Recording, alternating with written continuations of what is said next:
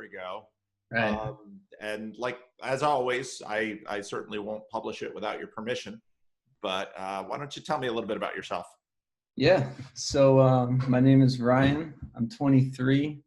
I love your videos a lot. Oh, thanks. I've been watching a lot of them actually. And yeah, so I guess just a little bit of background about myself. I'm in the filmmaking industry. So I started in high school and then I went to college for a couple of years and I actually dropped out because I got offered a full-time job doing exactly what I love. Wow, So, cool.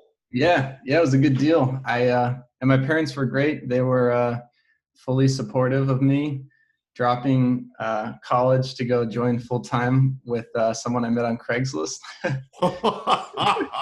You've got good parents. Yeah, and it's where I work today. So it worked out. Basically, I'm a producer for filmmaking, so I get to hear a lot of really interesting stories of people in nonprofits, people, just all sorts of different walks of life. So I think it's a really it's a special place to work because you're just exposed to so many different people. So I really appreciate that part of it. And I guess the reason I got into your videos is because I guess I grew up in a Christian household, right? My dad's actually a pastor. Okay. So pastor's kid. Yep. Presbyterian, PCA. Okay. So I grew up in the church, and I grew up in Texas, and I moved to Rhode Island, which is where I am now, when I was 10 years old. So interesting. yeah, so it was it's a big difference between Texas and Rhode Island. Yeah, and I moved in the middle of 5th grade year, so you can imagine for a 5th grader. Wow. How that must have felt. Those are very different cultures. Yeah. And actually, I like it here better, to be honest. But so anyways, Christianity was very cultural in Texas, and it was very much not in Rhode Island, as you can guess. Yep. So yeah, I kind of grew up in an environment as I started getting older where Christianity wasn't just this thing you say you are without getting a little pushback as a kid. Mm-hmm. So I kind of, I think like a lot of people, I was, when you're growing up, you're way more influenced by what people think of you than what when you're 14, you don't care too much about what's the absolute truth. You just want to fit in. And so, so I really never thought about this stuff. And I kind of stopped going to church and I went to college, and I never really took the time to understand it. I always was just more concerned with what people thought than actually trying to understand the thing itself for whatever reason. And the past few months, for whatever reason, I guess enough life experience, I just started to become interested in it again and actually learning about it. And I think there's a lot of presuppositions baked in around the idea of Christianity because of growing up in a place that maybe strawmans it a little bit, as would happen anywhere where it's not the dominant sort of worldview. So I never even tried to think about, are those insults true? Is that legit? And so I started reading a lot of C.S. Lewis and T. Wright, watching your videos. And I always kind of had that, the backdrop, right? Growing up as a pastor's son, then I'd kind of start to be like, oh, okay, that's what that meant. But now it makes a lot of sense. I think it, all this stuff started stemming because I didn't really have any political views because my parents were conservative Republican, and everybody I know is very, very liberal. So me being the people pleaser I am, I'm like, I don't want to upset anyone. So I'm just going to put my head in the ground and not pay attention to Trump or anything. And 3 months ago, I was like, okay, I should probably know what's going on here. And I think trying to figure out the political stuff, I quickly realized that your worldview is foundational to, it's very arbitrary to sort of pick and choose like a buffet, where do you stand on any political issue, abortion or taxes, or I started to get into scuffles with people. And then I'm like, I actually don't have any good reason for my position. I need to go deeper. And very honest young man. yeah, Most people skip that acknowledgement. I catch it a few times. I'm sure there's a lot of times I don't catch it. But yeah, and I think that I got caught in that trap that I think is really hard not to get caught in, that it's like you start to want to ally yourself with a moral camp, tribalism, really into Jonathan Haidt. And I realized I started to be watching those like Ben Shapiro owns college student videos. I'm like, this is crazy. Why am I like, the fact that interests me so much is a bad thing. Like, I don't want to be this type of person. It's a pretty natural thing. Yeah. You as people, we naturally want easy answers, black and white. And yeah, Jordan Peterson, all the intellectual dark web, and yeah, that whole rabbit hole. I had no idea how deep it was when I started going down it, and I landed on you, and here we are. Here we are. Well, yeah. do you have a list of stuff you want to talk about? I do. Yeah, it's like where to start. There's so many topics we could talk about. It's like the nature of reality and politics and religion. I guess something that really interests me is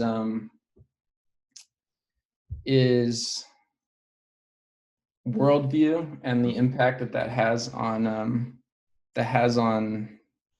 your whole life, because your worldview is kind of like your operating system, and most people get theirs from their family. And you don't know it's there, and it takes a lot of work to unpack it and realize like, oh, there's all these different operating systems, which makes sense because people really disagree about stuff and it doesn't make sense. It's because they're just on a different paradigm. So I think I had a phase where I was kind of into I started to veer a little bit too much into the hyper rational sense, like the not atheism, but like the hyper rational atheist type. I started learning about like psychological biases and investing and like all the different ways we get trapped. And I was like, there's like 100 of them. And I was trying to just like learn them like flashcards. And then I realized it was insane because there's no, I mean, like it's interesting, but like there's no way to like subvert our ability to get fooled all the time. Like it's just who we are. So I think I kind of went on a lot of dead ends. I was into minimalism and just the idea of owning less was interesting to me, and not being such a consumer. And I think I was almost on a tangent, like hitting at Christianity from these different things that were detached from it. And I read, you've heard of Francis Schaeffer, right? In his, How Should We Then Live? So I watched that series, and what'd you think of it? I thought it was good, really good. And especially for when it was made, like the 70s. I was thinking, how on earth did they afford like a Christian group in the 70s? How did they make something so high end? It was a huge movement. In fact, I was just in Australia, and my hosts were in L'Abri, and it's been amazing to me how many conversation partners I've had over the last few months have connected through L'Abri. So Francis Schaeffer was a very big deal in the 70s, and he had a pretty substantive impact on the culture, and moved people like Charles Colson, who also became a pretty significant impact in certain areas in the culture. Controversial, of course, but it was a big deal. It was a very big deal. What was it? Charles who? Chuck Colson. He was a hatchet man for Richard Nixon, who was completely devoted to Richard Nixon and doing all kinds of things for the crooked president, and got caught and had to serve time. But what in that whole process had an experience of what in the 70s was very popular term from the Gospel of John being born again. And there's this whole movement that happened in the 70s. Chuck Colson was an important figure. Jimmy Carter was too. This whole born again movement that happened in the church. And in Chuck Colson, he had been an Episcopalian, and then he had converted to this born again status. And his wife, who was also a Episcopalian, was like, what's the deal? I thought we were Christians. And Charles Colson says, no, I'm really, really a Christian now. And I talk about that a little bit in my God 1, God 2 stuff. But Francis Schaeffer was a pretty substantive individual. Yeah, his scope of work was pretty big, it looks like. He impacted a lot of people.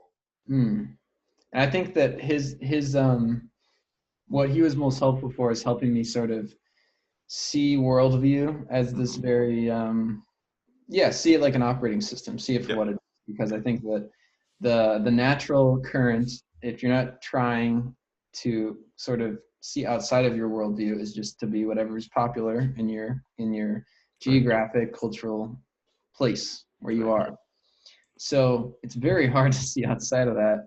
It impacts all of your life, right? Like the type of job you work, the friends you have, the person you marry, if you do marry, and kids and everything. So that's right.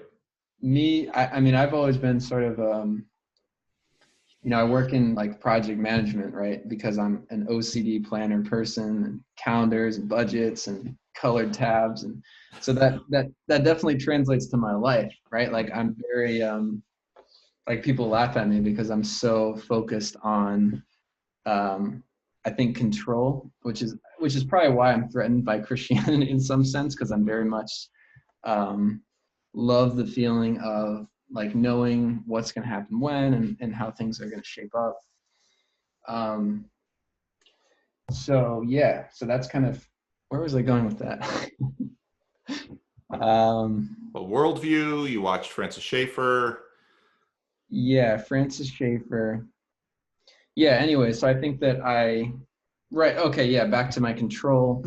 My love of control in my life, I think, naturally led me to the dead end that said, ask the question, like, how are you gonna make a good decision about a wife, or about a house, or about all of what we'd probably consider the most important things, without at least knowing for sure if Christianity is if I believe it's true or not.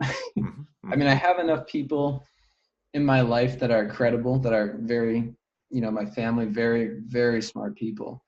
So the straw man that people say, oh, fundamentalists, like they're dumb. And, that never rang for me at all, because like the people in my life that are like the most devout Christian, the most intelligent people I know by a long shot compared to most people I spend time with. So that little piece of evidence by itself made me say, okay, I can see the major impact that Christianity obviously has if someone says, I believe this. And I see that it's at least credible. And I see that I'm at a place in my life where I have to really try to figure out, despite the fact that it's sort of in me already because of my upbringing, I have to, as much as possible, try to get outside that and figure out, do I think it's true? And am I going to jump? Right. Well, this is what you should be doing at your stage of life.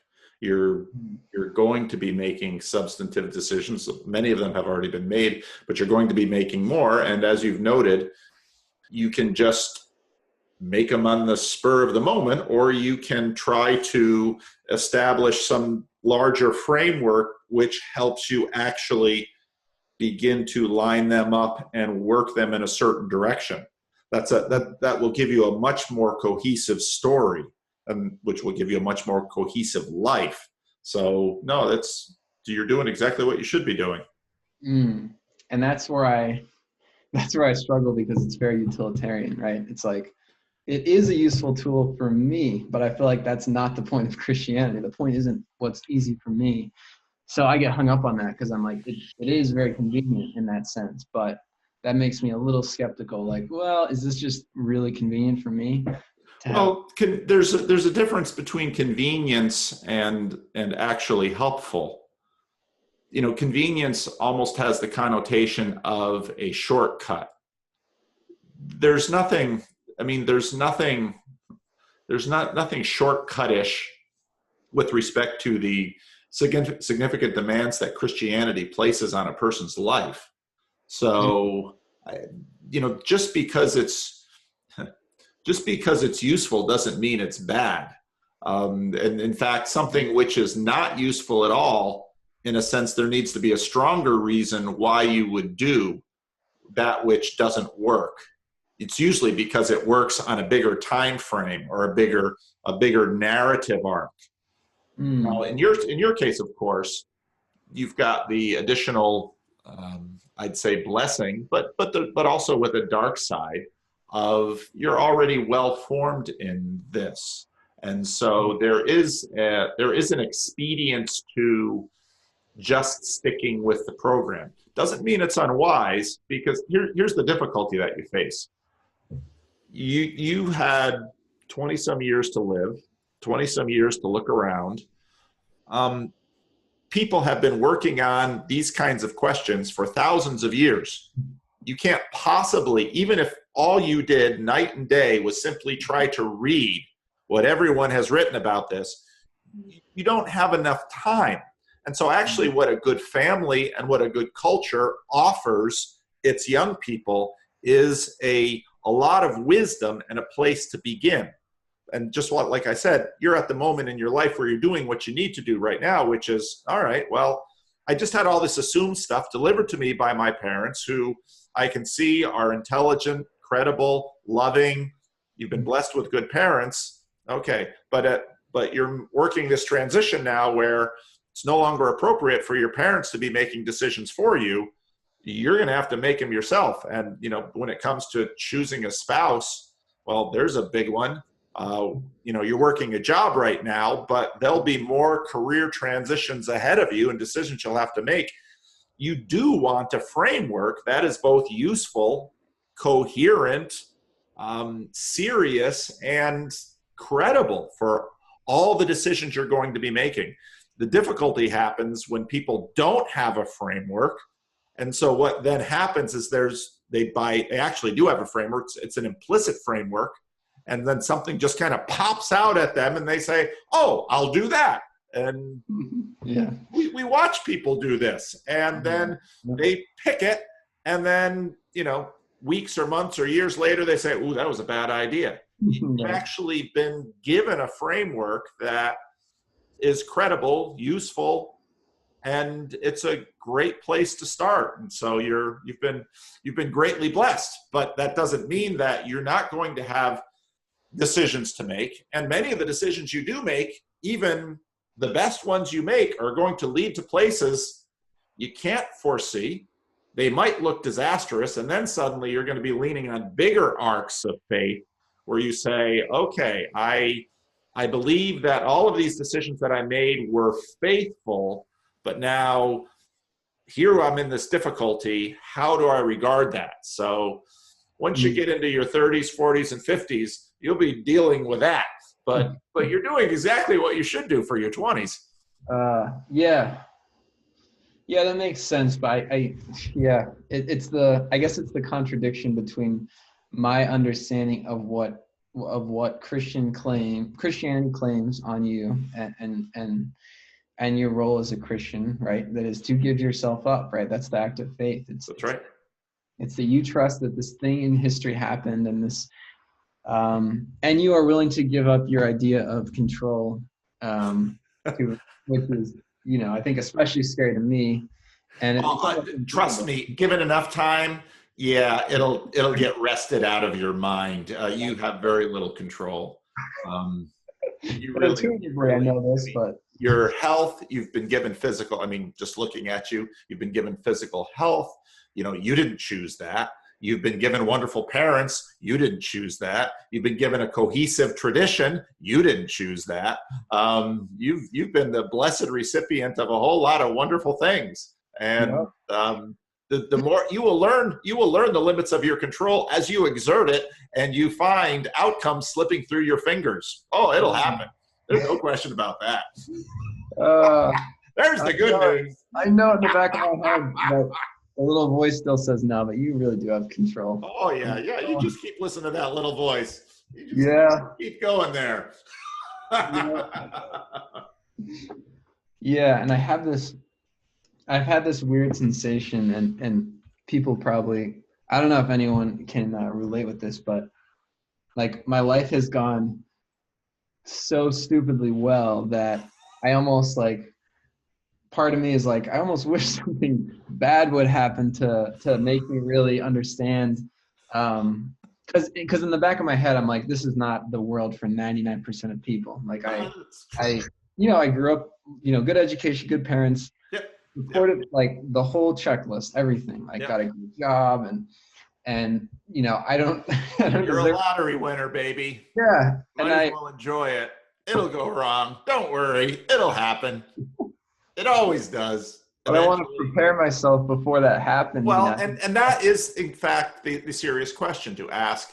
How can you prepare yourself? So, I pastor a church with a significant number of older individuals. And one of the things that I see is that if people, in fact, have been preparing themselves, and I don't just mean saving their money and taking care of their health and all of those ways that we pay attention to, but preparing themselves emotionally, religiously, and spiritually, if I dare use that word, to because what happens is when you get into your later stages of life, right now your whole future is possibility, and that's wonderful. Well, as you go down, those possibilities narrow. I mean, it's already happening. You just can't see it. I talked to Tim, who, winds up in, junior high, realizes if he didn't start violin in first grade, he'll never be a concert violinist. If you weren't a basketball star in sixth grade, you'll never be in the NBA. And I mean, a really good basketball star. And those things have already been limiting, but you just don't know it yet.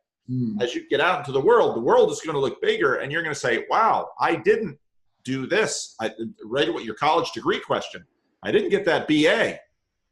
At some point, someone's going to say, your BA. You say, oh, I didn't go to college to pursue this job. And they'll say, oh, okay, we're requiring a BA.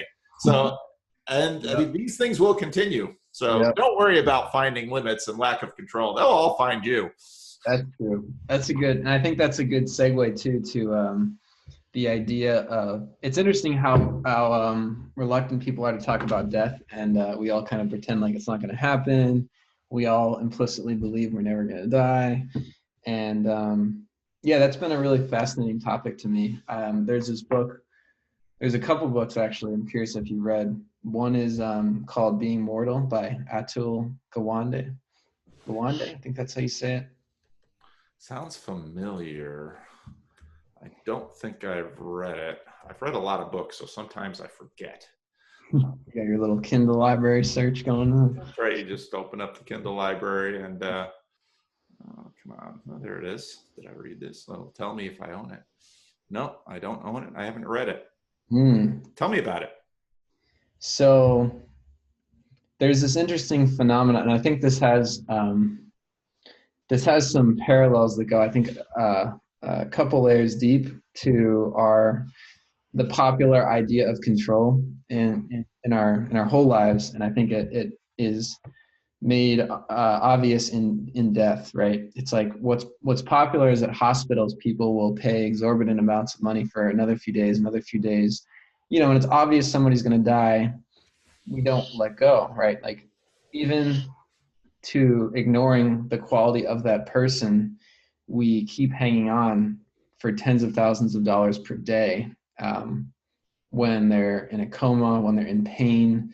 And this whole book is sort of exploring this notion that's so prevalent. And it's like, why are we doing this, guys? Like, it's not wanting to face the end. And it's having the technology available that almost tricks you into thinking, right? Like, there's this faint hope when you have this medical technology, I think, that like a few more days, it almost represents like living forever, this hope in us. And it shows our ability to not come to terms with this.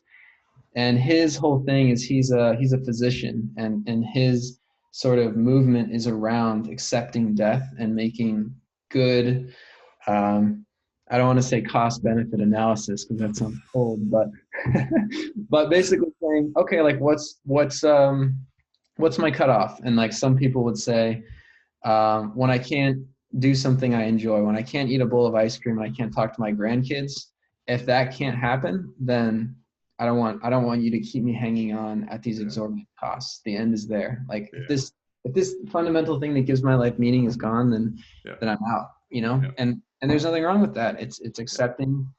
And I think that, you know, it drags on, and it's just a denial of reality. And so that book was really interesting because it touches on, you know, healthcare costs. And I think what was most interesting to me is drilling down to the idea of control and what that represents, like culturally. Like, what does that say? It's not like we're trying to engineer our way to immortality and we believe it, we buy it, and it's just bizarre. And so I've always had this fascination with reading books around death, because death, you know, if you read like kind of life coaching books that help you sort of plan out your life and chase goals and those type of books, they always, you know, have you imagine your funeral and imagine, you know, these visualization exercises, because the day that you die is sort of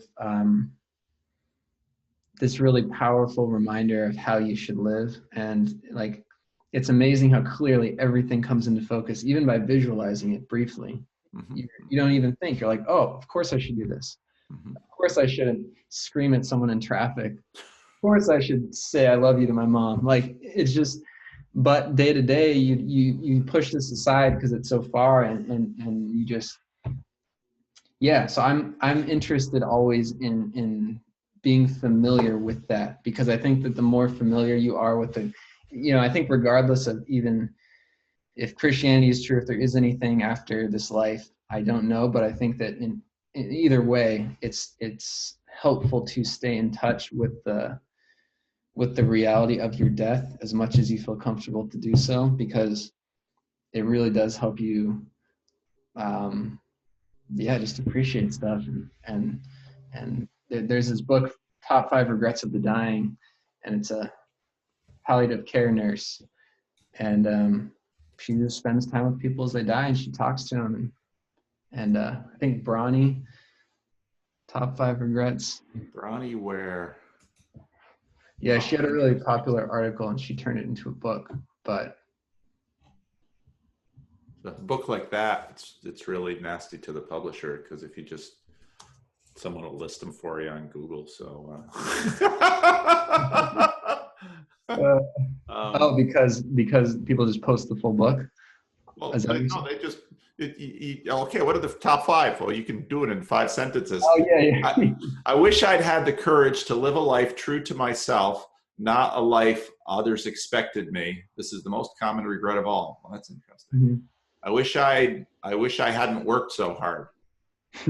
I wish I'd had the courage to express my feelings. I wish I'd stayed in touch with my friends.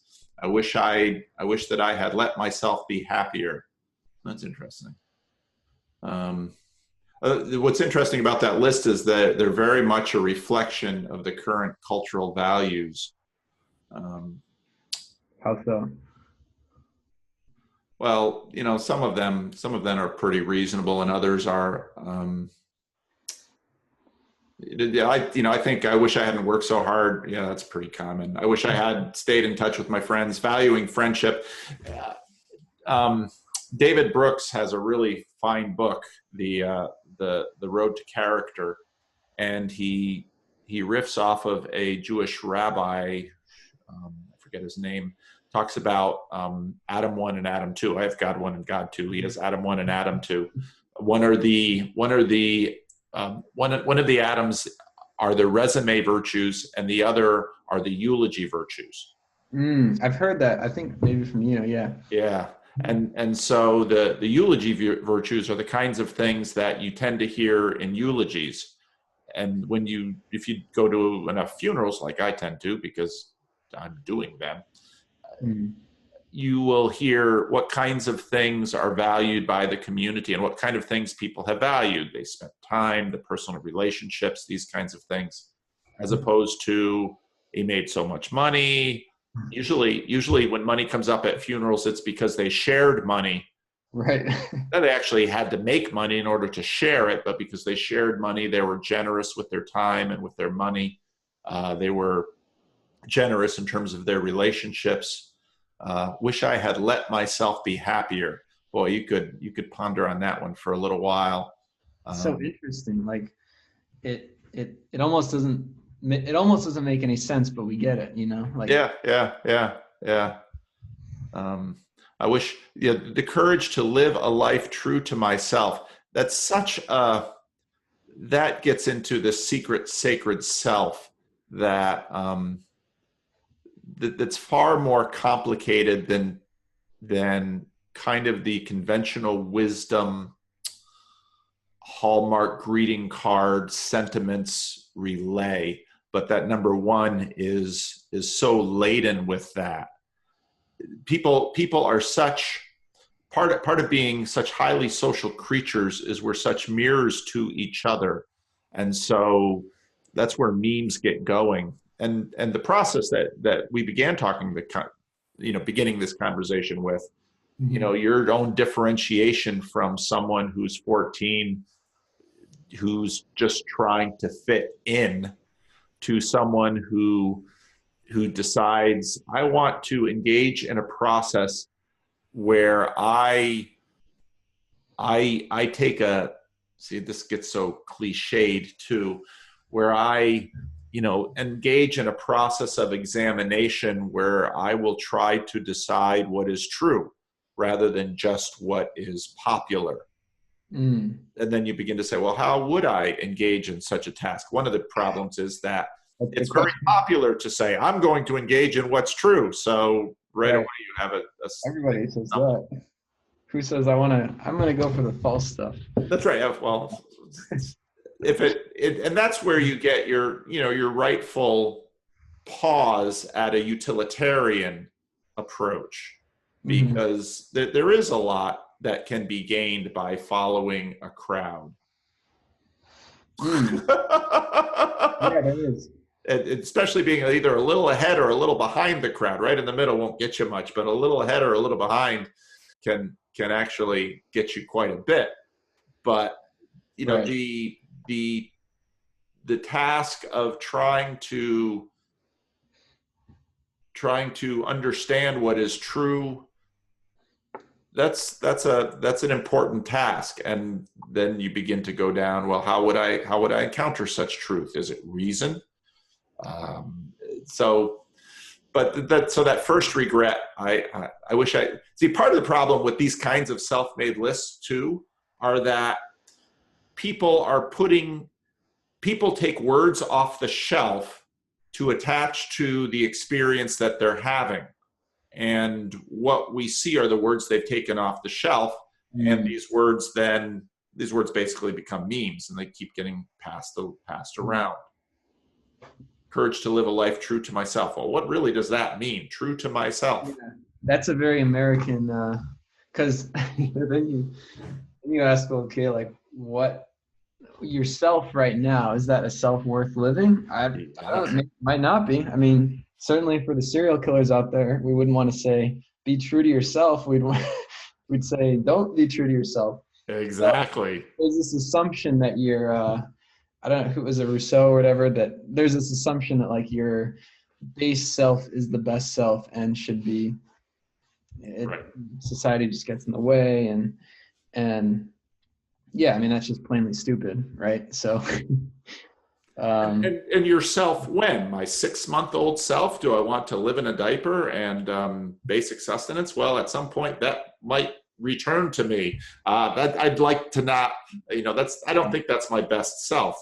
So which self is it? I mean, this is far more difficult than we like to politely pass off to each other. I think maybe it's a way people use, like you said, people pull words off the shelf to maybe try to ascribe communication to something, but I think it's almost like another way of saying be honest, be true about your feelings, be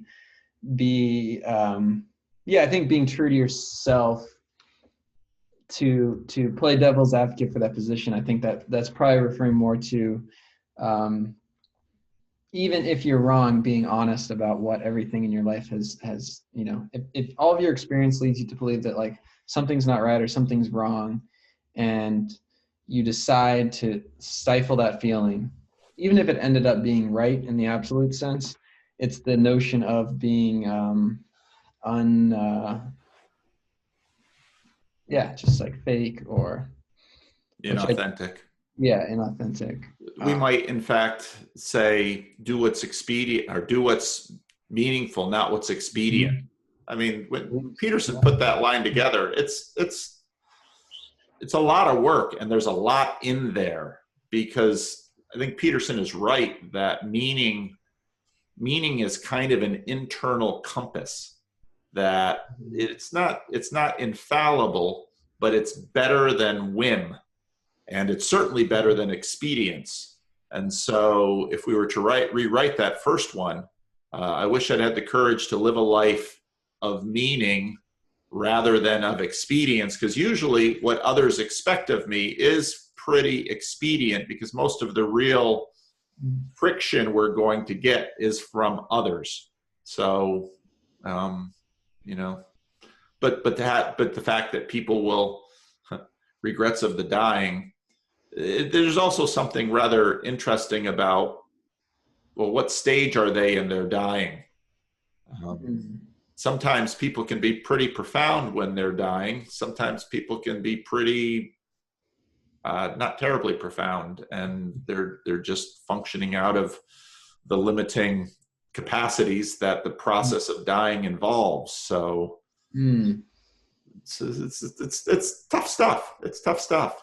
Yeah, I think that yeah, and obviously the book provides way more context to answer your question, right? Like, no, absolutely. Yeah. Which is why I think it's, of course, you know, a much more, I would encourage anyone who sees the list to not go through like a BuzzFeed list and actually you know, hear the narrative, to learn about the people. And but yeah, so I think that the bottom line is thinking about death is actually a good thing, you know? Yeah, I agree. Yeah. It will focus you, and that's hence the midlife crisis. You know, someone more at my age, they say, "Oh crap, I'm on the down slope. I'm losing my hair, my blood pressure's going up. I better get that red sports car." And you're gonna get a yellow. People do. The cliches develop for reasons. Yep. And everybody thinks they're not gonna be that cliche until that's right. Yeah. I guess what I'd kind of like to go back to is Christianity. I'll tell you my plan, and let me know what you think of my plan. So, cool. Brass tacks. So I know that if Christianity, I know that if I get to the point where the deepest core of me believes it's true and it's something I want to align my life with, right, it's going to have big consequences for my decision making. Yes, it will.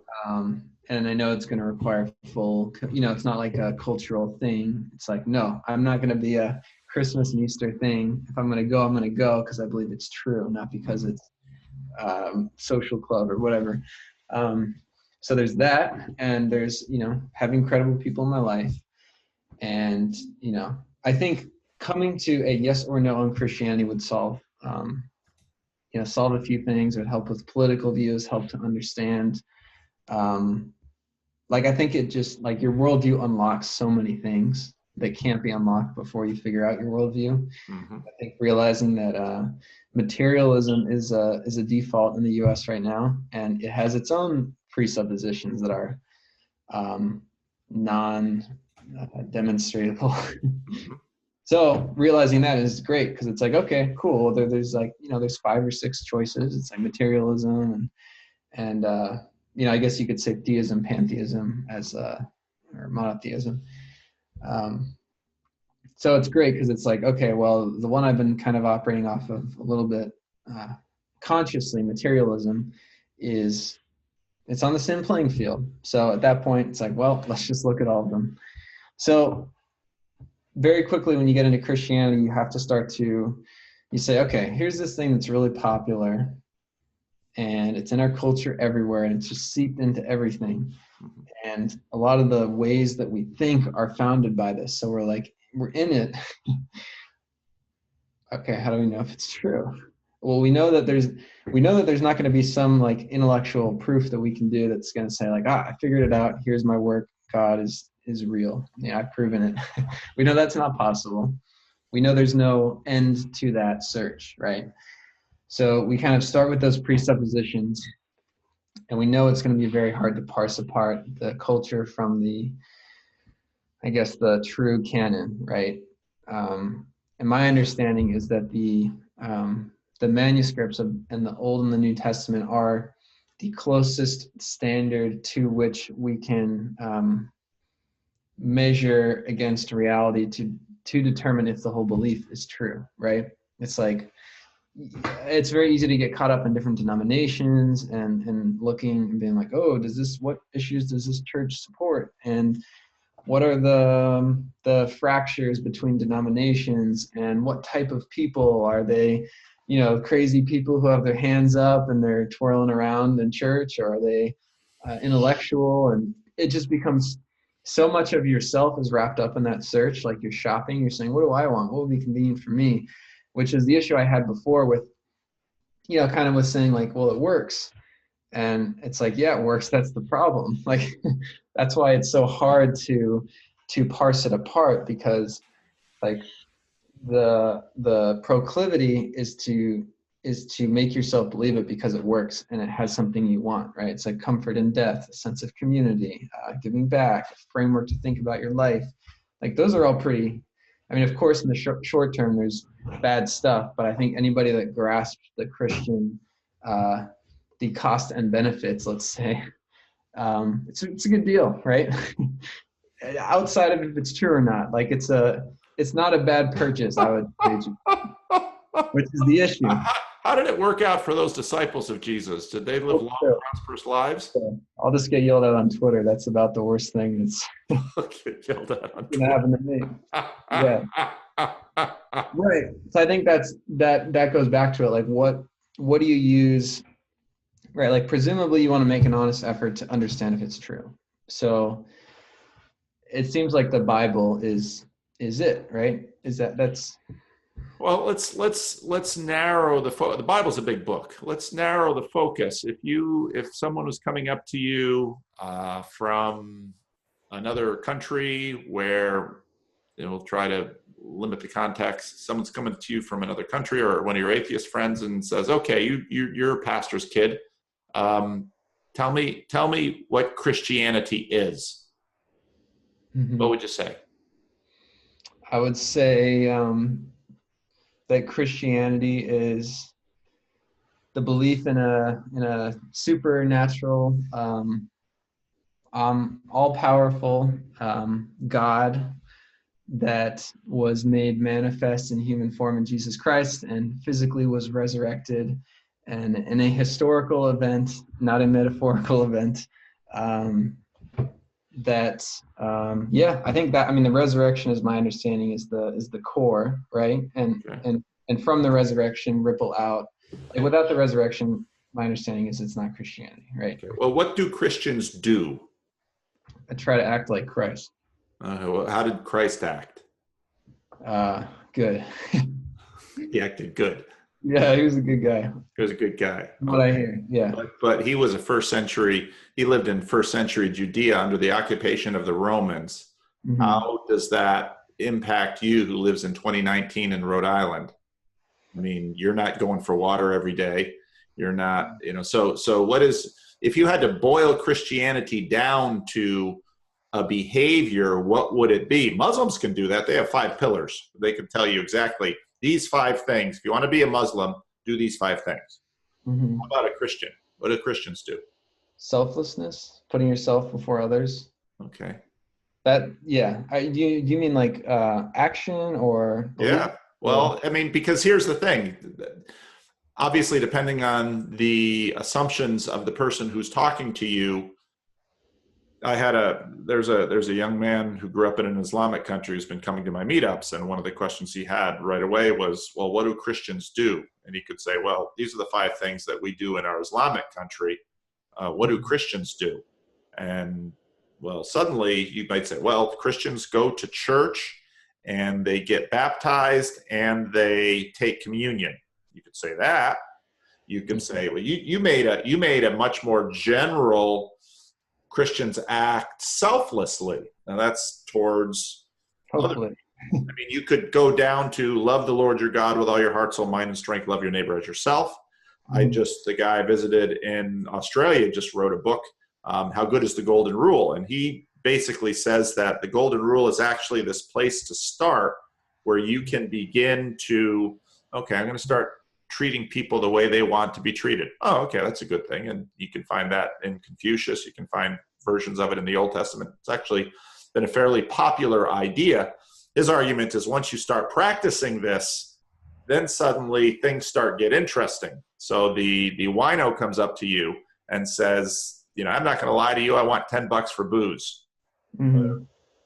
How then you have to ask yourself, okay, I should treat him the way he would want to be treated.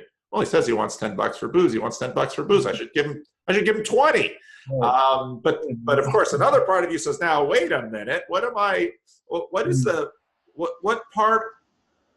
is our relationship like in our lives, and where does this go? So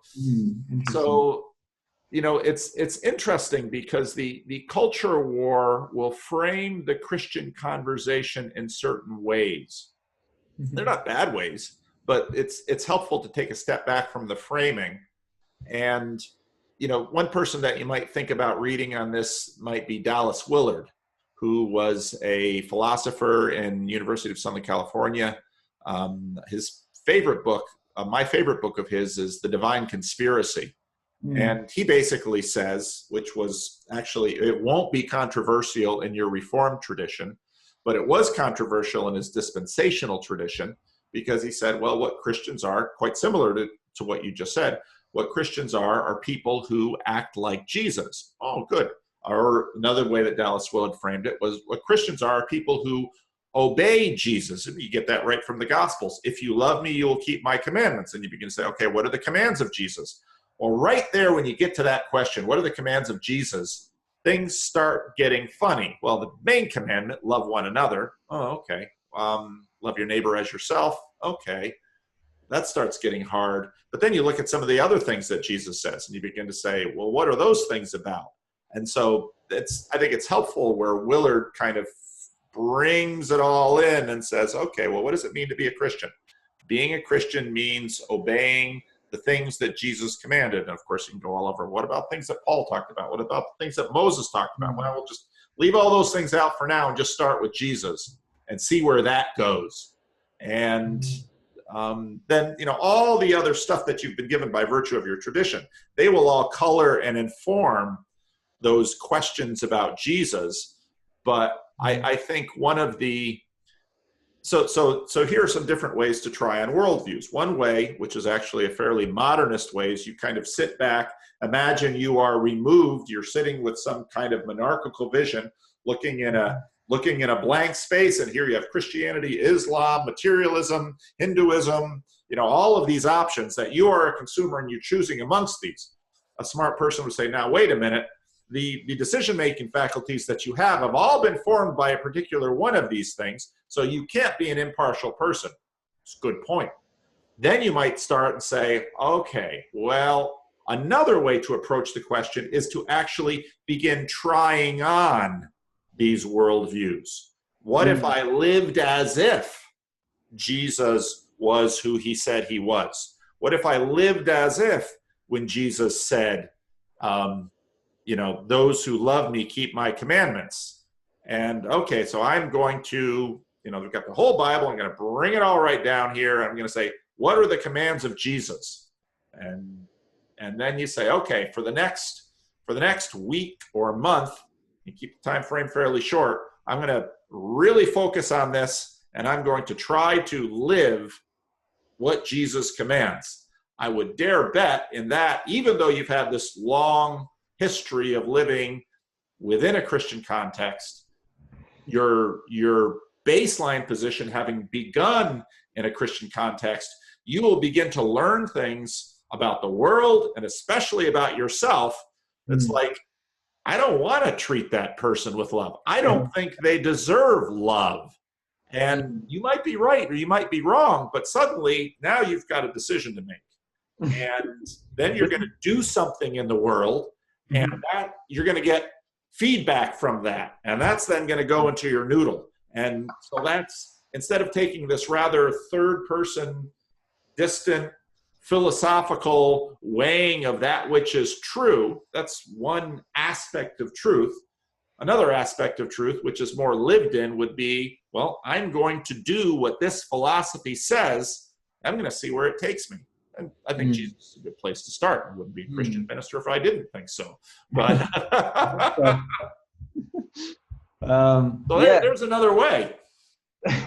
So, and it's funny you mentioned that, because that's, believe it or not, that's kind of what I did recently. I think I read it in, I'm sure it's a point that's been made several times, but I think in a C.S. Lewis book, it might have just been Mere Christianity, but he's like, try it out. Like, what's the worst thing that's going to happen by trying to not be a crappy person, right? Like, there's like this perverse satisfaction in loving someone when you know that anybody reasonable would not love them. Like when they're, and that's what's always fascinated me. It's like stopping to talk to the homeless person, or giving them a ride somewhere, or someone who's super annoying at work, but, and someone asks me like, why are they here? Why are they, and trying to take that point of view, like intellectually, like, well, it's, there's not a lot of benefit, but it's nice. Like, that's it. It's nice. Like,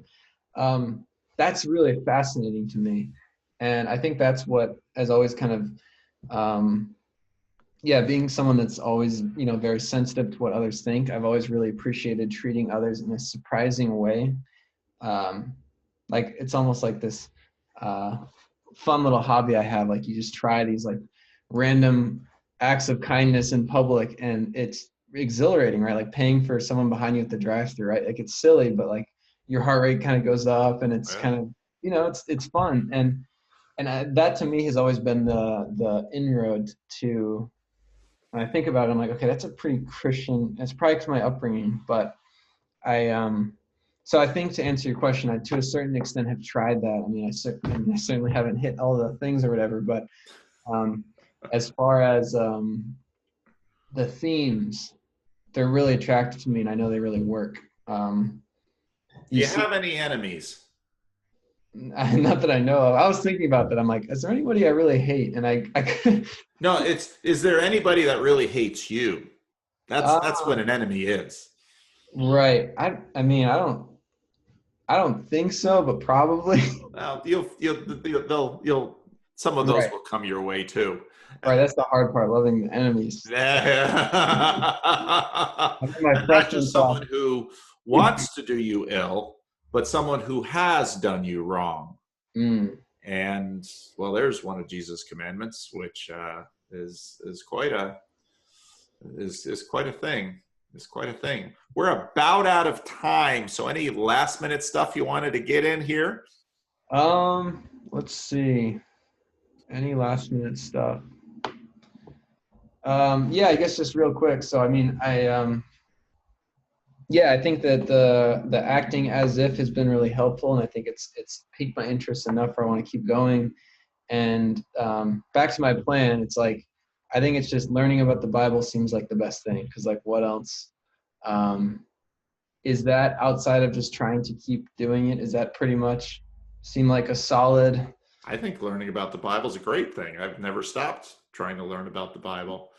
I just laugh because God will throw monkey wrenches into your plan, but I think He will bring you good through them. So it's just the delight. It's just the delight of being young.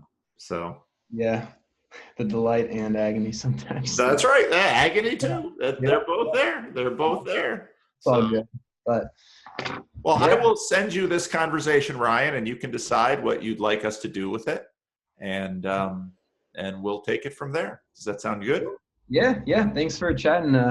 Definitely gonna book a spot again soon, so you'll see more of me. Okay, Ryan. You take care. Cool. See ya. Bye-bye.